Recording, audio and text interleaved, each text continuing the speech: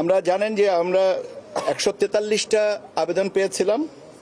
তার মধ্যে থেকে আমরা প্রাথমিক বাছাইয়ে পরে 22টা রাজনৈতিক দলের ব্যাপারে মাঠ পর্যায়ে তদন্ত জন্য বা অধিযাচনের জন্য পাঠিয়েছিলাম এবং মাঠ পর্যায় থেকে যে তথ্য পাওয়া গেছে সেই তথ্যের আবার ধারাবাহিকতায় আমরা 7টা রাজনৈতিক দলের নিবন্ধনের কথা বলেছে যে না, তারা কোয়ালিফাই করে না।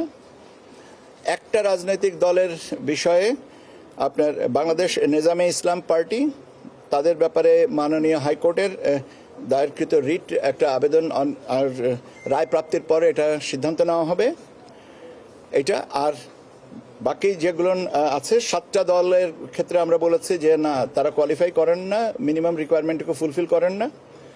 আর এর ধারাবাহিকতায় পুনঃ তদন্ত করে আমরা যে সিদ্ধান্তে কমিশন এসছেন সেটা আমি বলছি যে আপনার রাজনৈতিক কর্মকাণ্ডের ধারাবাহিকতায় এবং অংশগ্রহণ অতীত নির্বাচন সংক্রান্ত ধারাবাহিকতায় 3টা দল প্রাথমিকভাবে বিবেচিত হয়েছিল: জাতীয় জনতা পার্টি, জাতীয় সমাজতান্ত্রিক দল, জাসদ শাহজাহান সিরাজ এবং বাংলাদেশ জাতীয় লীগ।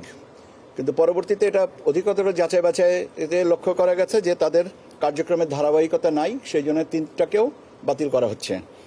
এবং আর যেগুলো ছিল তার মধ্যে থেকে Aam Janatar Dal, Bangladesh justice and development party, Bhasani Janashakti party, Bangladesh বেকার মুক্তি পরিষদ, জনতার দল, মৌলিক বাংলা, জনতার পার্টি, বাংলাদেশ গণতান্ত্রিক পার্টি, এই 8টা দলের সঠিকতা না পাওয়ার জন্য নামঞ্জুর করা হয়েছে। তাহলে আমরা 3টা দলের কাগজপত্র সঠিকতা পেয়েছি এবং সেই 3টার দল হচ্ছে বাংলাদেশ সমাজতান্ত্রিক দল মার্ক্সবাদী, বাংলাদেশ আম জনগণ পার্টি এবং জাতীয় নাগরিক পার্টি এনসিপি। এই 3টা দলের ব্যাপারে এই নতুন প্রার্থিত নিবন্ধনের বিষয়ে এটা কমিশন মনে করেছেন যে এটা এই 3টা দল রাজনৈতিক দল হিসেবে নিবন্ধন পেতে পারেন এবং তাদের ব্যাপারে আগামীকাল পত্রিকায় আমরা বিজ্ঞপ্তি দিব যাচাই বাছাইয়ের জন্য, অভিমতের জন্য। এবং 12 তারিখের ভিতরে আমরা এই অভিমতগুলোর সময়সীমা, জনসাধারণের সময়সীমা নির্ধারণ করে দিচ্ছি এবং এই নির্ধারিত সময়সীমার মধ্যে যে তথ্য পাওয়া যাবে সেটা পর্যালোচনা করে চূড়ান্ত সিদ্ধান্ত নেওয়া হবে। এই